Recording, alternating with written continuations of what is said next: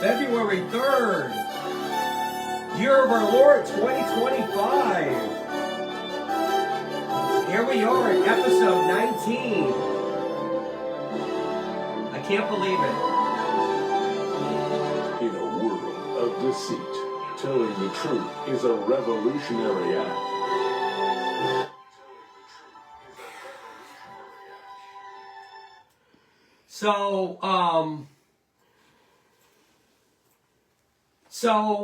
Good evening, everybody, Earthlings and beyond, aliens, whatever you think you are. Thank you for sharing your time with me. I greatly appreciate it. Please remember, smash that like button, smash the share button, hit the notification button on YouTube at Brew Media. Let's get this party started, family. We're going to bring that big Bobby Bones energy tonight. Tonight, we're going to talk about tariffs. Then we're going to talk about trade. California gets burned twice. Beyonce, degenerates getting away with stiffing people and then rewarded by the government. And of course, Republicans' favorite hotel, Guantanamo Bay, is back open. Gitmo's back open. So strap yourself in, grab a nice cold drink, and let's get this party started. Just a reminder, when government fears the citizens, liberty grows. When the citizens fear the government, tyranny grows. Hello, this is Donald Trump, and you're listening to the Bobby Bones Show. That Bobby Bones, isn't he just the greatest? Take it away, Bobby, my episode 19. I can't believe it. Can you believe it? 19 episodes so far. This guy is such a truth teller. Gotta love him. Here's Bobby. Thank you, Mr. Trump. Thank you, buddy. I appreciate you. So first, I want to start off by saying thank you to Canada and Mexico. So the President of Mexico, Claudia Pedro, and Prime Minister of Canada, Justin Trudeau, both were able to pause Trump's tariffs for at least the next 30 days. Truth is that both Canada and Mexico rolled Trump. Trump got totally played. Because everything that Mexico and Canada supposedly offered, they already have at the border and already planned to do. So we literally got nothing from this ridiculous negotiating tactic. Oh wait, that's a lie. What we did get was a massive drop in the stock market. Builders are pulling back now on contracts. Manufacturing companies are now, they can't even forecast the future. So the whole economy has now been disrupted for what? For nothing. But I wanted to thank Canada and Mexico because they helped us dodge a major tax bullet. Hey, Amy, good evening, hon. But truth be told, that this pause doesn't fix the massive trade deficit or bring back any U.S. jobs, which I thought was the purpose. Now, I know Trump and MAGA are trying to turn this into a drug thing, but originally this was about jobs, right? And fixing the economy and how we're being ripped off. But then it conveniently turned into drugs, which is fine if you could do that. But when Mexico and Canada already have the supplies at the border that they're offering nothing. So the constant threat of tariff introduces a lot of uncertainty, not just to the financial markets, but companies that may be directly impacted by tariffs. This is going to delay capital investment and cause projects and hiring to be put on hold until clarity comes through. So the damages are still in play. So look, we did not dodge anything here. Okay, let's just be clear. We didn't dodge anything other than the tax that we almost just got. And I was scared because I thought the way it sounded that Mexico and Canada would do the wrong thing by imposing tariffs on us. That would be stupid for their country. I was saying, if I was Canada's president or Mexico's president or even China's president, what I would do is call up the other two countries, unify and say, you know what we're going to do? We're going to start selling U.S. treasuries. And if we started selling U.S. treasuries, we put the dollar in a tailspin. So Trump is playing with fire, and he took this nothing deal and he's trying to turn it in to make it like he made the greatest deal on earth, when in fact we really got nothing out of this deal. So I wanted to clarify that.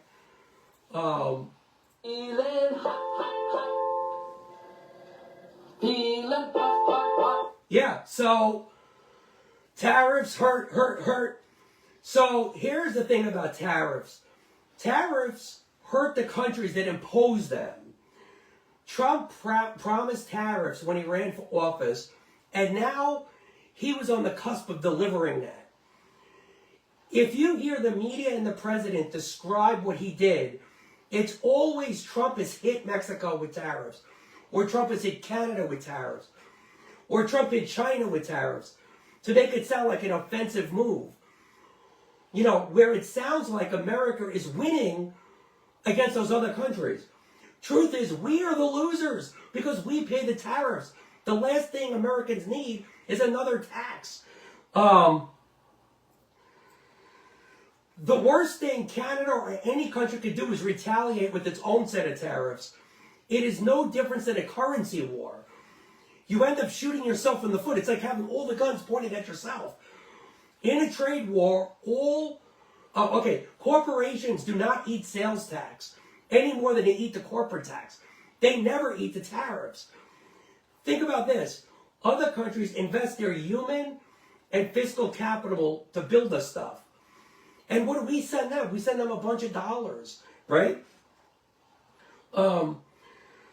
So think about, so I want to talk about trade a little bit. I know I kind of rushed into this a little bit. And so the problem that we have in America is caused by our government, okay? Our government is too big. It's too regulatory. You know, there's a lot of friends on Facebook and other platforms. You know, their first reaction is just buy American, right? That's just so easy. You could just buy American. But here's the problem. America doesn't make anything, right? I went through a whole list of stuff that we either no longer make or we make very little of. Like, let's just take medicine, right? 70% of all medicine comes from outside of the country. What are you going to do? You're not going to take your medicine, right? What about medical equipment, right? What, are you not going to get that procedure if a piece of equipment came from overseas, right? Of course, this is ridiculous. I was talking with somebody today who brought up that she was telling other people to buy American, but yet she owns a Mercedes. Okay? Now, of course, you can find the hypocrisy in that, right? So it was okay for you to buy the Mercedes, but if I want to buy the Mercedes, I'm going to pay a tariff on top of the cost of the car. Now, here's the thing. You know, I have all American cars in my driveway, okay? And in my garage, okay? When you, like when I was rebuilding my 67 Caddy, I rebuilt the whole engine and training and the drivetrain and everything. This was all during COVID. And why did it take me so long to get the parts? Because you had to dig through to find new old stock because the reproduction parts come from Mexico, come from China. This is a 67 Caddy, right? Because we don't make the parts, right? The parts are gone. So if you want real GM parts for a car like that, you got to go digging, right? Same thing. Like I have a new Yukon, brand new. You know, guess where the taillight came from? That costed me $1,000. Came from overseas. It's a GMC, right? Again, even if you buy an American product, it doesn't mean that all the parts come from America, right? But here's the thing. When foreign countries send us stuff, okay, normally you send them stuff back. and that's called trade, right? I'm trading you my stuff for your stuff. Let me go into something that I created, which will really explain what I'm talking about a lot better. And I'm calling it apples and oranges, okay? And, I'm sorry, apples and avocados. Why trade is great for everyone. Let's say you have two countries, and one country has land that is perfect for growing apples. And let's say you have another country that is perfect for growing avocados. Now, if each country tried to make both apples and avocados, then what would happen is both countries would produce less of each because they do not have the ideal environment for both. So does that make sense? So you have two countries, one can grow perfect apples, one can grow perfect avocados, but if they both tried to grow this both, they would fail, right? You'd lose a lot of crops. However, when we allow farms in one country, they can make apples very easily, just make the apples. And the other country, they can make the avocados very easily, make the avocados. Then we end up with more of both. That's a good thing. And then both countries can trade apples for avocados. And it's a win-win for both sides who now receive a bounty, more apples and more avocados than if they both tried to grow them on their own. Now, both countries have more food to eat. They have more jobs. They're more productive, right? The result is better for everyone. The problem that America has is that when we trade with other countries like Mexico and Canada and China, their ships are loaded with avocados and our ships have no apples. They're empty, okay? What we do, so instead of us shipping apples for avocados, we send them IOUs, which are dollars, in the hope that they can one day use those dollars in the future. We get to eat the avocado today. Mind you, they did the labor, they invested their time, they did the work, they sent us the food. We get to eat the stuff, right? We get fat and full and healthy. And what did we send them? We gave them paper, okay?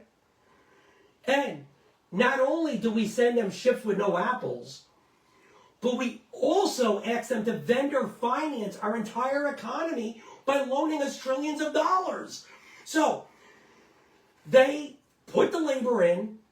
They have to, first off, in order to create a job, you have to save first. So they have to save, create, build, ship, send it, right? What did we do? We printed a bunch of dollars, right? And then, not only do we do that, we also tell them, hey, we need to borrow more money, right? So we're not even paying for the stuff that we're getting. And I did the numbers, okay?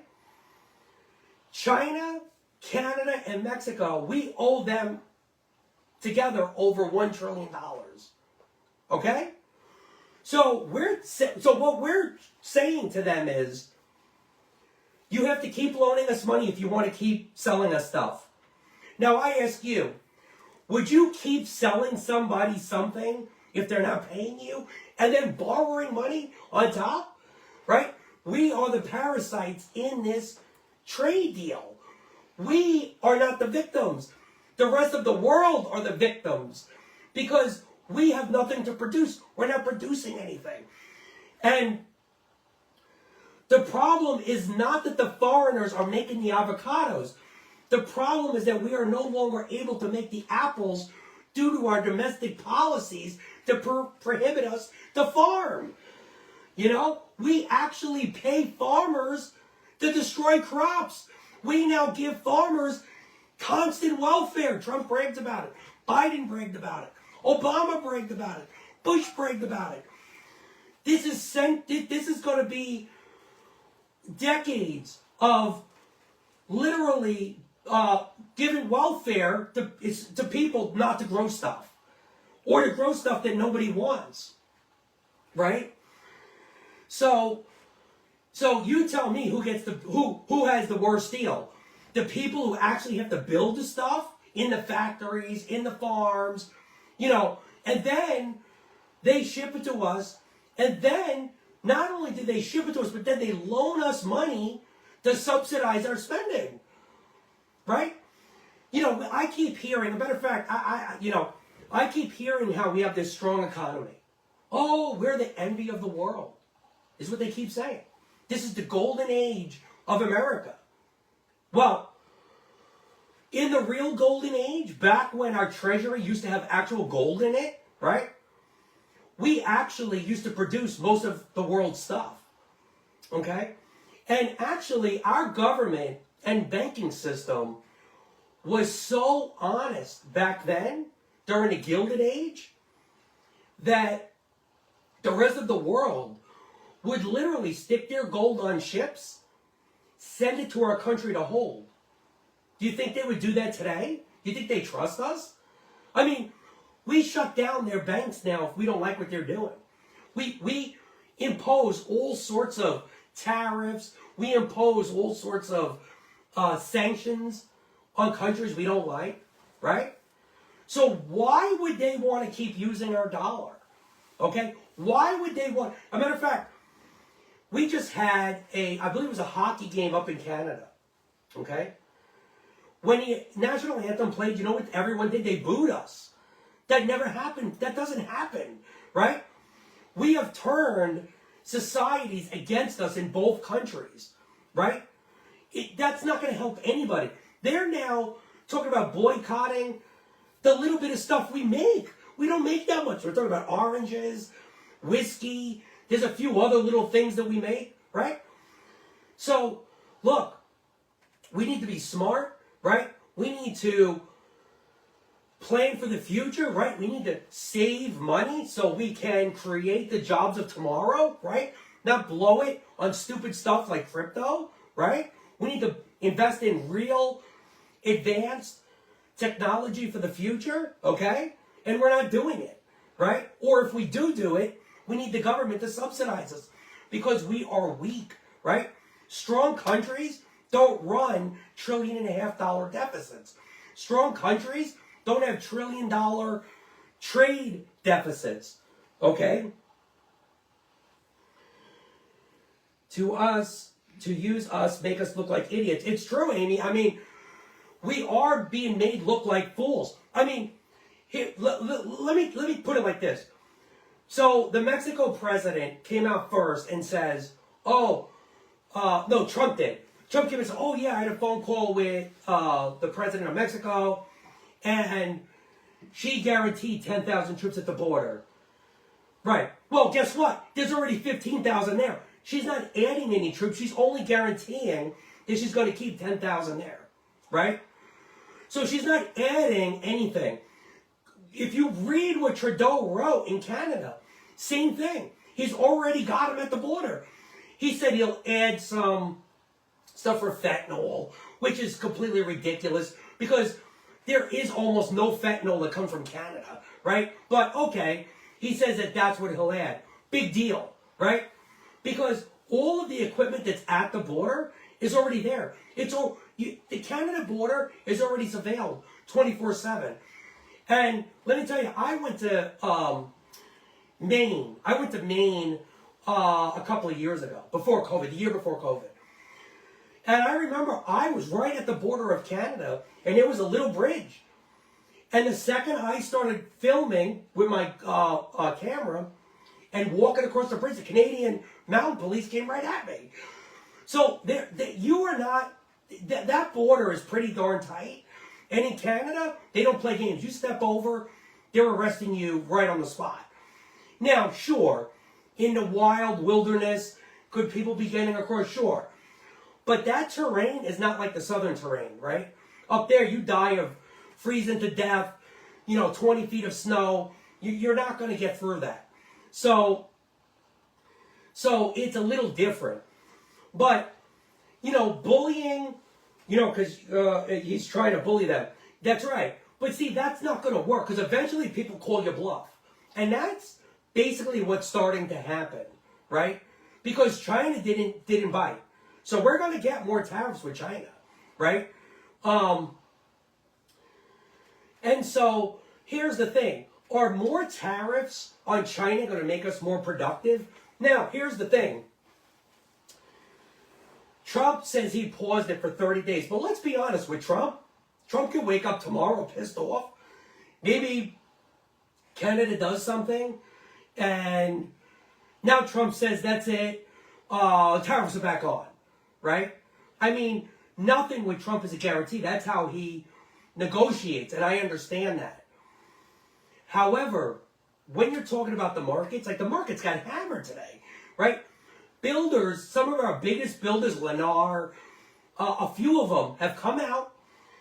They're not buying lumber. They've already canceled orders, okay? Manufacturers are canceling orders because they can't run a business not knowing what the cost is. You can't build a house, like you can't go in contract with somebody to build a house 3 months from now, and you don't know what the cost is, right?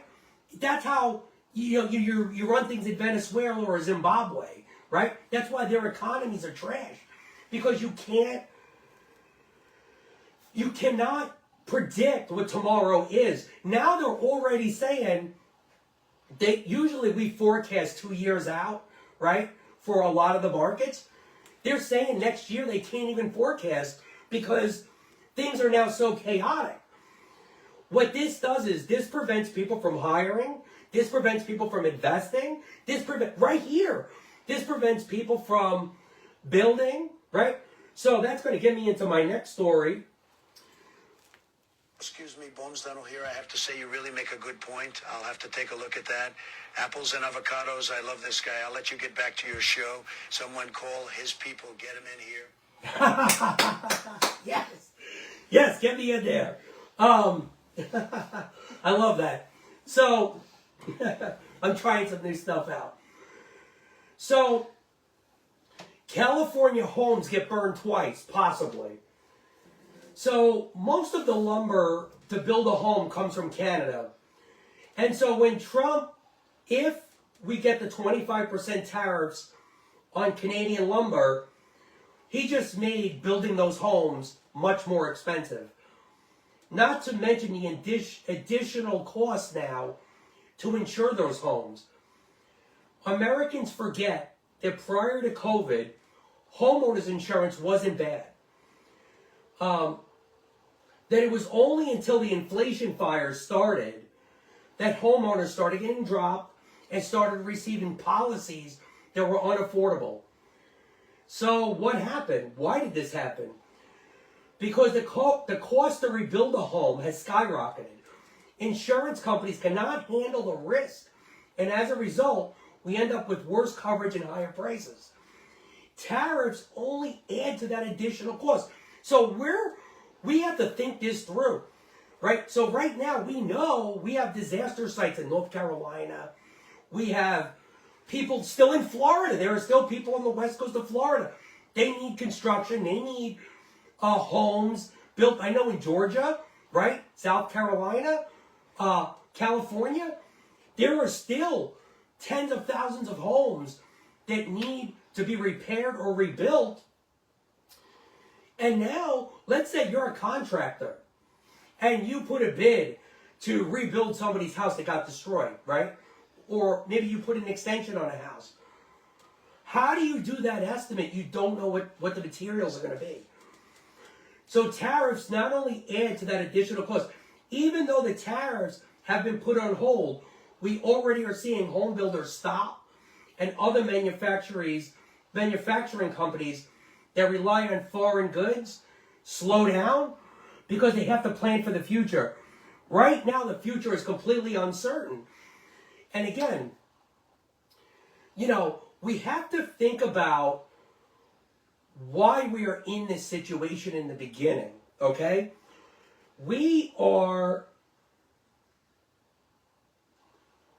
That's right. To me, it's important to get those homes rebuilt as well. I agree with you, Amy, 100%. We have to understand, why is our economy so weak, right? Well, the problem is because we've allowed, for the past 50 years, to run up endless deficits, right? We've allowed the government to remove gold from our dollars, right, to back them, right? So it's backed by nothing, so it's pure fiat now.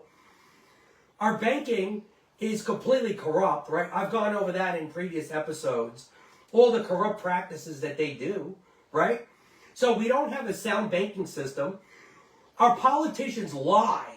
Like they just get on TV all day and they just bullshit their way through the day, constantly trying to score political points, And so our government is corrupt, right? So we have a corrupt government, a corrupt banking system, okay?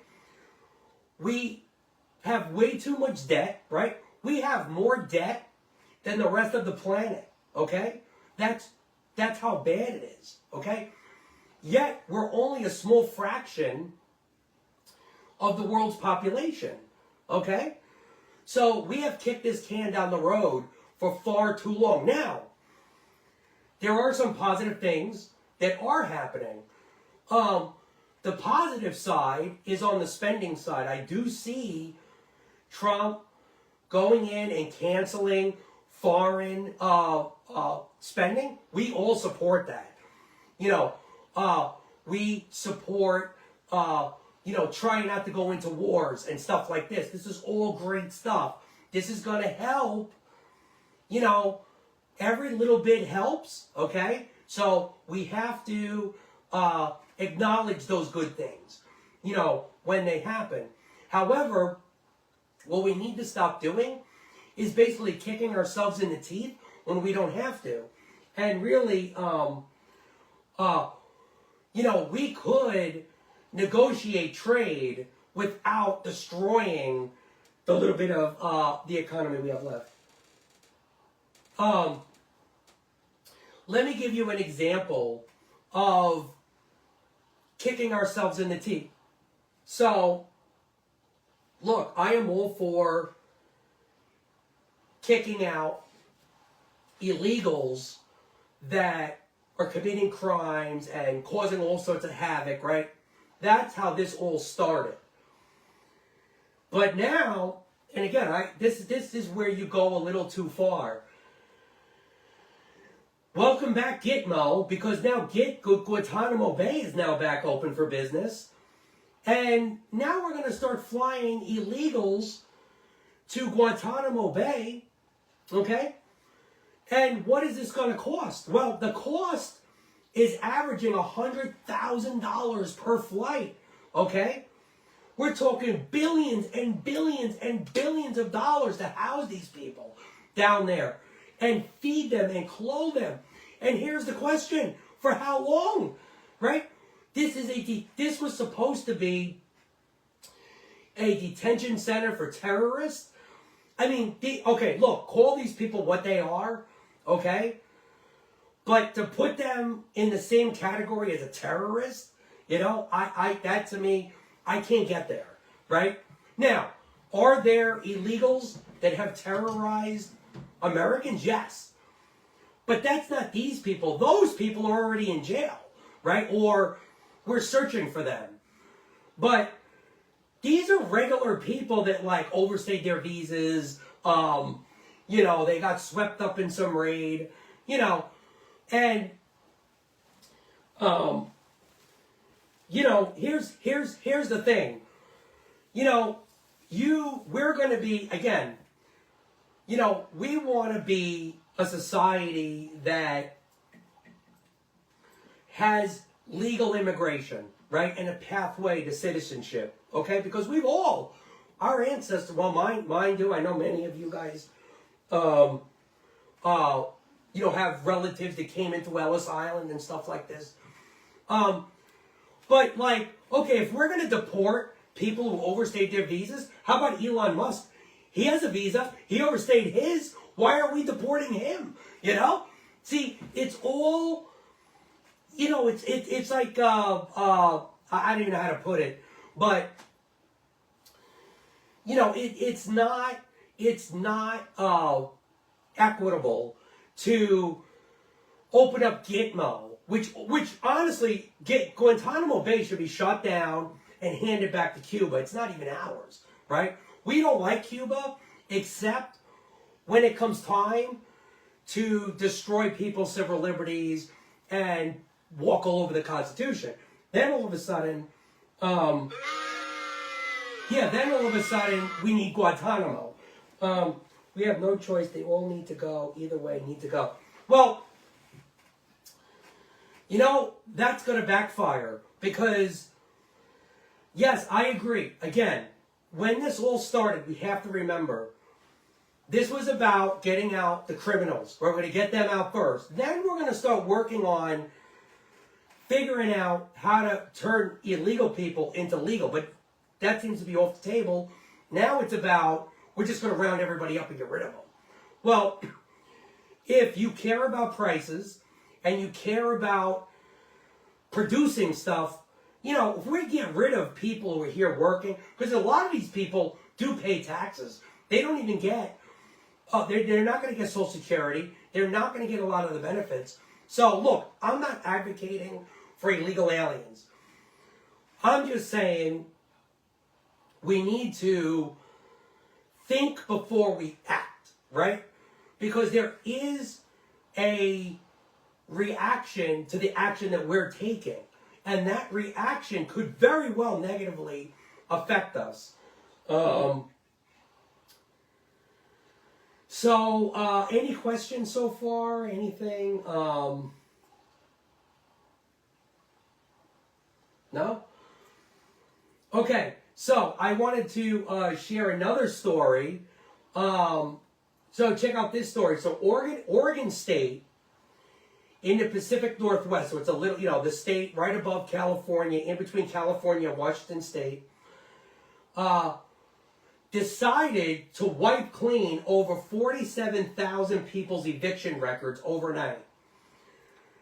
So now it looks like they've never been evicted before. So this is government at its best. What this does is give these people a much higher chance to rent out places that they normally wouldn't have been able to rent had they been able to show the truth. What this does is put landlords who are looking to rent homes and apartments at great risk, thanks to the government of Oregon. So this new law is to seal all prior evictions and completely hide them. They will no longer appear in background checks. Wouldn't it be nice wouldn't it be nice to a bunch of terrible things and have no consequences? Oh yeah, that's what I was trying to say.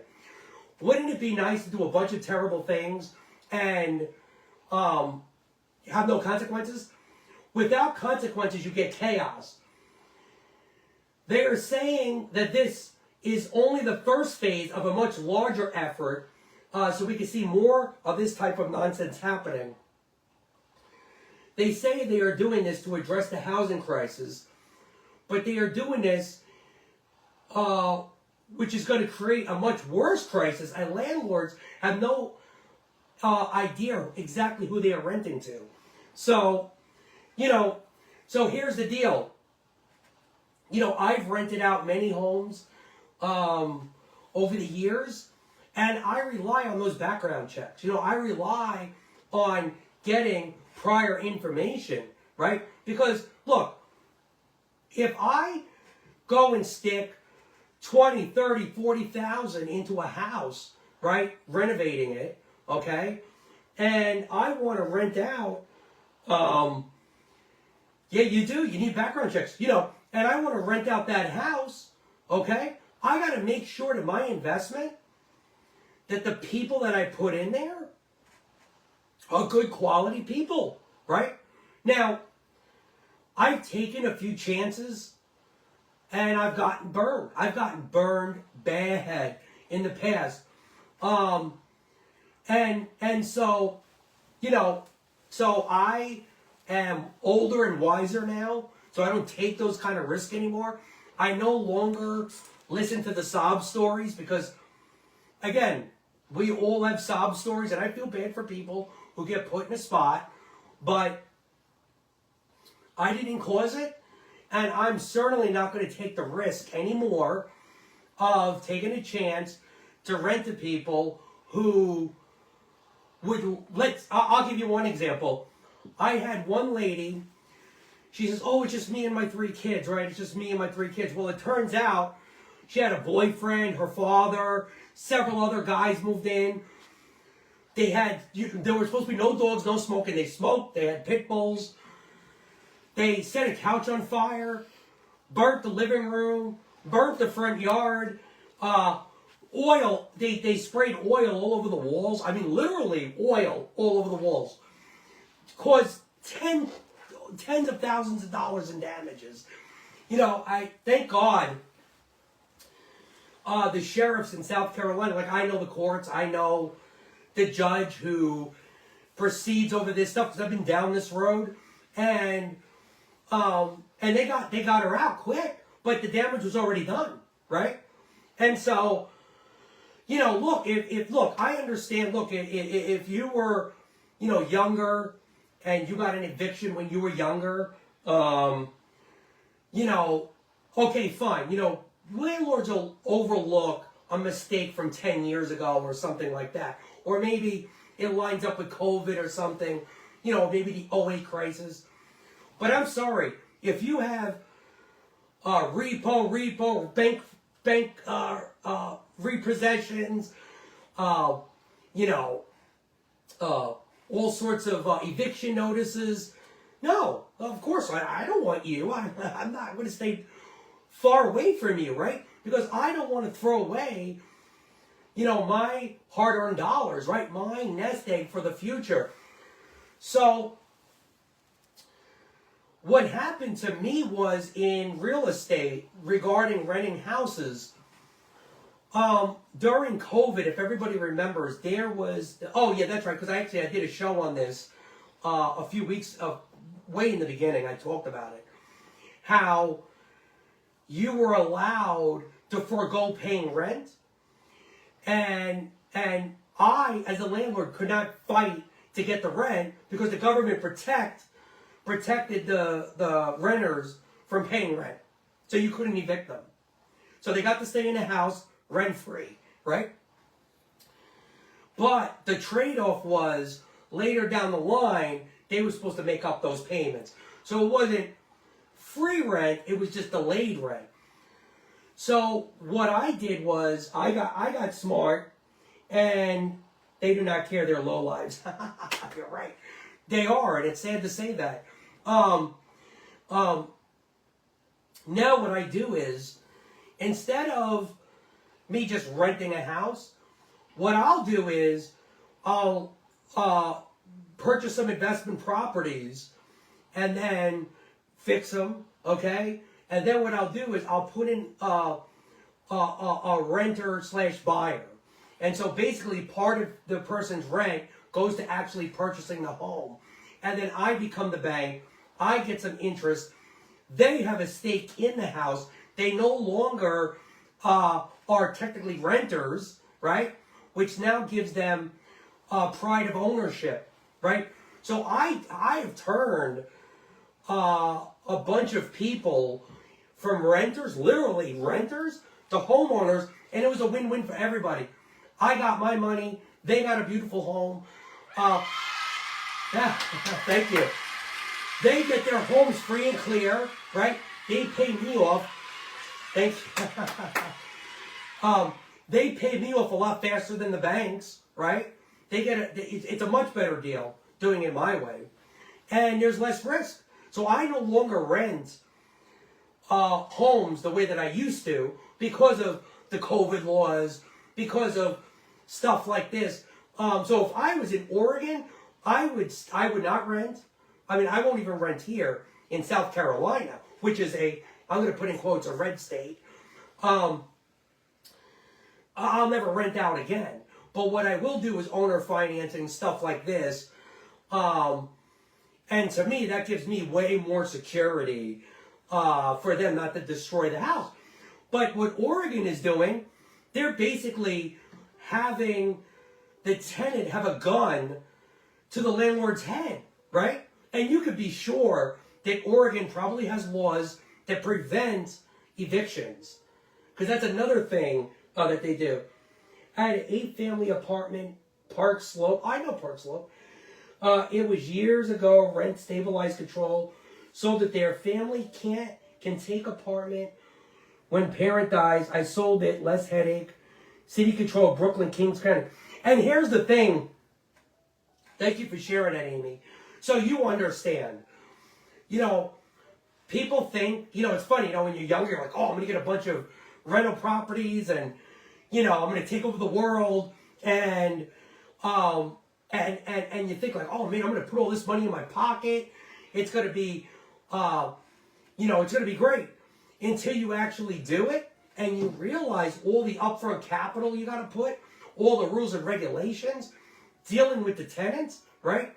Dealing with their bullshit, going and watching them destroy the houses, makes no sense.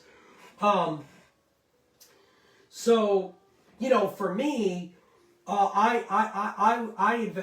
tell people, hey, you know, don't create renters, create buyers. And so then you get to make a little piece of the action on top of the sale of the house, which is nice because you get some interest as well instead of the bank getting it. Why let the bank get the interest? You can get it. Yeah, landlords have no rights. Well, you know, Amy, it's funny that you said that. And here's another problem, talking about the economy. So the other day, I was in my front yard and the neighbor was walking his big Great Dane down the street. He's got a huge, beautiful Great Dane. And he's from Jersey. And we were talking. And, you know, I was explaining to him. I says, look, I stopped hiring people. And he says, why? And I said, well, I'll tell you why. Because we've created in this country something called employee rights, which is completely ass backwards. First off, you don't get an extra right for being an employee any more than you get an extra right for being black, for being gay, for, you know, having certain genitals, right? You don't get extra rights, okay? You know, because you fit some weird queer, you know, label, right? And this is the problem in this country. So I was explaining to him that when I was hiring, okay, I used to have not only the interviewer and the interviewee together in the room, but I would also video it and record it because I was afraid that the person going on the interview could just lie. Oh, he didn't hire me because I'm black. He didn't hire me because I'm gay. He didn't hire me because I'm a trans or something, you know. They just make up shit. And so I was smart enough, and let me tell you, I had a camera in my office, okay? So everybody knew you were on notice. If you were around me in my offices, you were on notice that you're being taped, you're being recorded, because I did not want somebody suing me personally, destroying my business that I created from nothing, right? But that's what people do. And they've created laws, employment laws, that are completely ridiculous. Let me give you one example. You want to know what taught me this? I'm going to teach you. So, what happened was, I had a financial services business up in New York. And what happened was there was somebody who moved from Pennsylvania to New York and wanted to work at my place of business. And what happened was, I hired her, and she started working a couple of weeks. This was during Obama days, okay, during Obama. And what happened was, she quit. And what happened when she quit was Obama had, now I didn't know this, Obama had signed a law that said, if you worked over here at this other business for let's say under 6 months, but then you join here for a couple of weeks, if it all equaled 6 months, you can get unemployment. So what this woman did was, she was collecting unemployment in Pennsylvania, okay? And she now was making a claim in New York at the same time. So I called up the labor board. Okay, you got to check out this story because it's a great story. So, I was working the labor. So I was calling the labor board and I was explaining to them. I say, hey, look, this woman only worked for me for 2 weeks, 3 weeks. Now she's trying to sue me for unemployment insurance. And I find out she also has a work visa. She has a green card. And so she wasn't even a full citizen. She's from Mexico. Okay? So she's collecting in Pennsylvania. Now she's trying to collect in New York. You know what the fucking woman told me in New York? This is what got me. This is where I learned my lesson.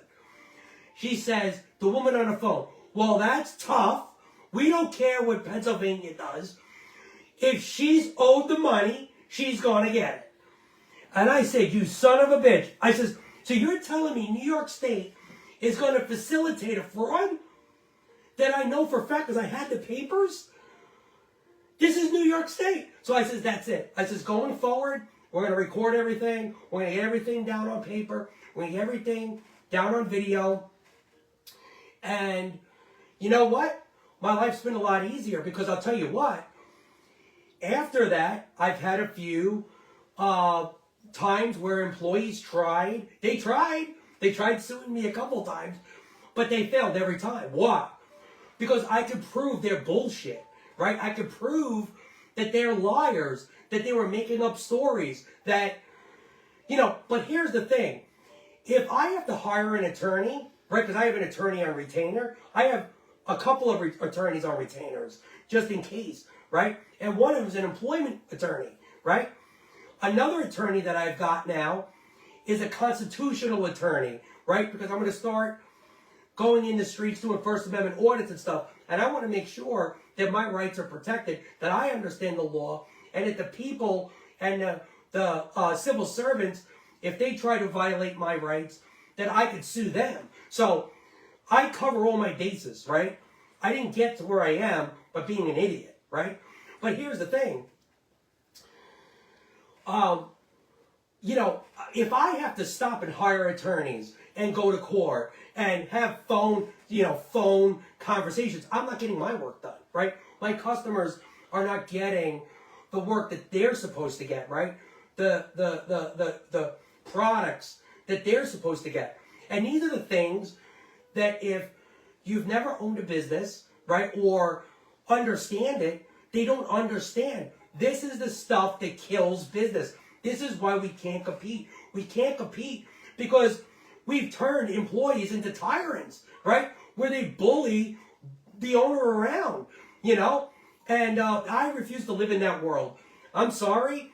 In my world, hey, you want top dollar? You want top benefits? You want top? You're going to give me top. And the second you give me lip, you're out the door. That's just the way it is. That's the way I was raised. That's the way I raised my kid. That's the way I live my life. And sorry, too bad, too sad. But the people that I have been with me for many years, right? So I don't have to hire. But I'll tell you what, looking at the labor pool, I'd be scared to hire, to be honest with you. Thank you, Amy. I appreciate that.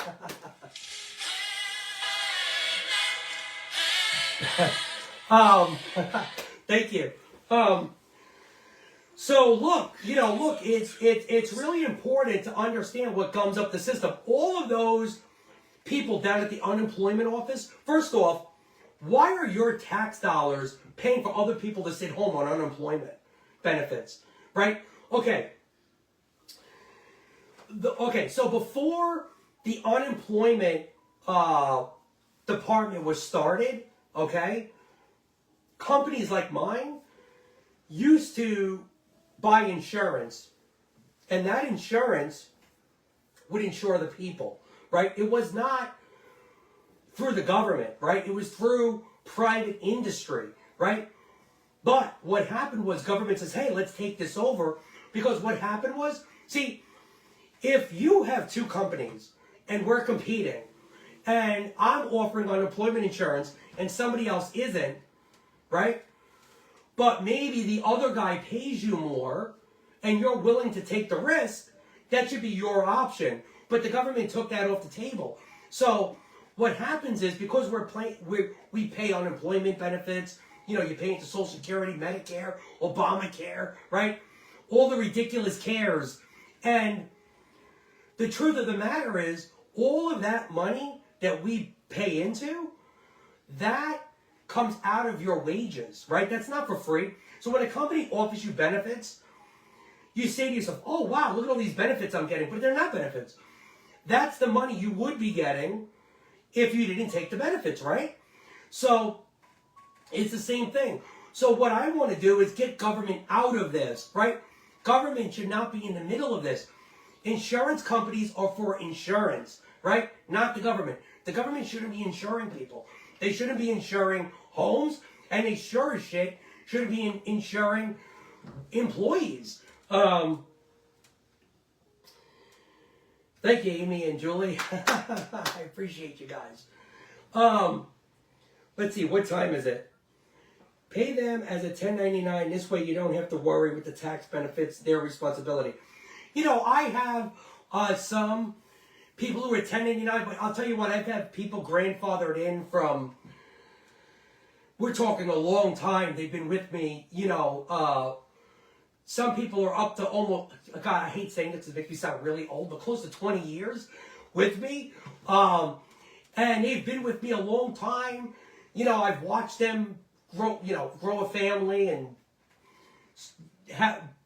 buy homes and, you know, do all that stuff. You know, be there for the birth of their kids. So, like, you know, I have a tight-knit group. And so I don't mind, you know, because these are faithful people. These are people that, you know, it's a shared kind of investment, you know, when you think about it both ways.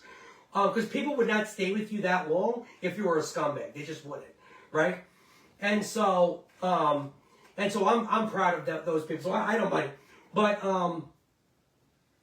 if I had new employees, yeah, definitely 1099.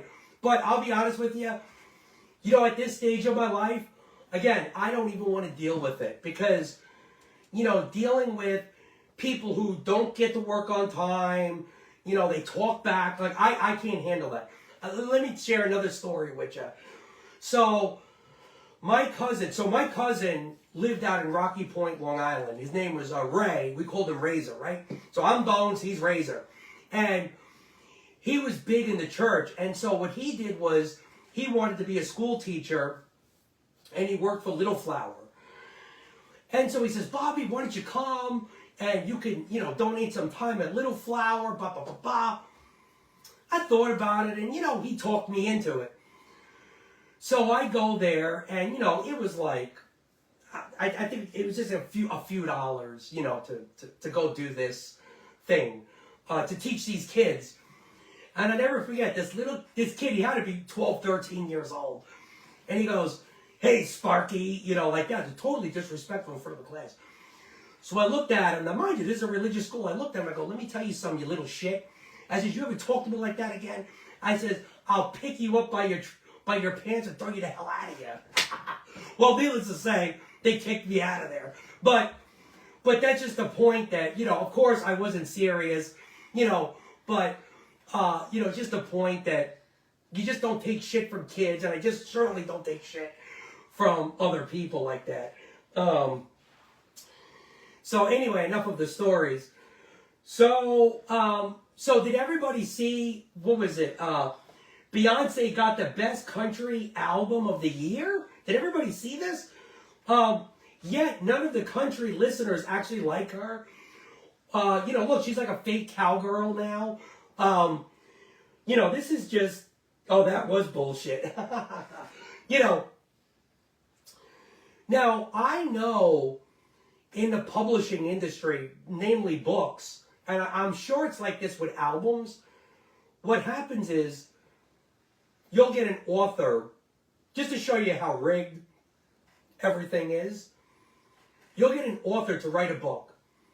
And what they'll do is, there'll be a company, like a shell company, that will buy a bunch of books and make it #1 seller. Okay? This is the corruption we've got going on. Beyonce has so much money. You know, let's not forget, her and Jay-Z, what did they clear out 3 floors of a hospital when they had their kid? Like, they literally, in Manhattan, had 3 whole levels of patients removed so she could have her baby, right? How ridiculous is that? Okay, what did that cost? You don't think Beyonce wouldn't buy her own records to make it look like people actually like that piece of trash? You know, and the reason why I added this into tonight is because her reaction to winning reminded me when Hillary was looking up at the balloons at the national, when she won the nomination for president at the Democratic National Convention. You know, she looks up like it was such a big surprise, you know, that she won. You know, and it was just a completely fake reaction. You know, her and Jay-Z, you know, they were 2 totally phonies. And just to let everybody know, Jay-Z is now under investigation for those freak-offs that P. Diddy had. Look, all of those rappers and gangsters that were in the tri-state area at that time in the 90s and 2000s, you know, a lot of them were caught up in this P. Diddy thing, and, you know, I hope if they really committed these crimes that they get, you know, that they get in trouble. I don't want to see Jay-Z get off just because he's wealthy, or P. Diddy. And I don't know if anybody's followed that story, but boy, some of those stories are really, yeah, Beyonce, Johnny Cash.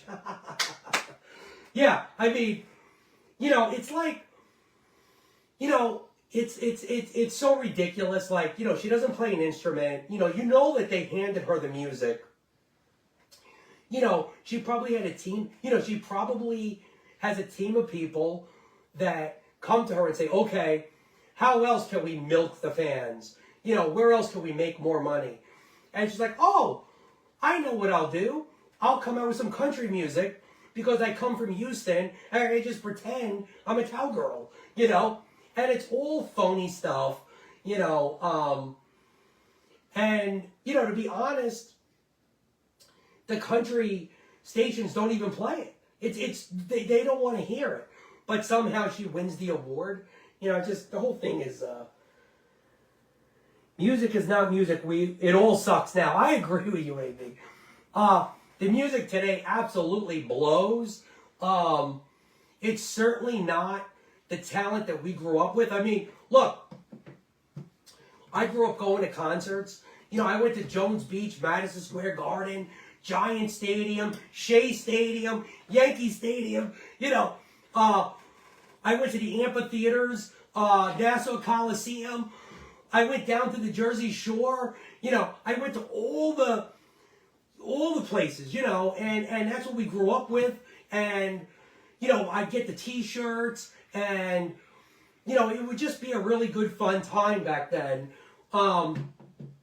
Now, I'm going to Vegas, I believe in April. I have a trip to Vegas, but now I gotta also schedule in seeing my mother out in Reno, my elderly mother, my elderly aunt. So I gotta make a trip to Reno, I gotta make a trip to Vegas, and of course I'll be broadcasting out there when I'm out there.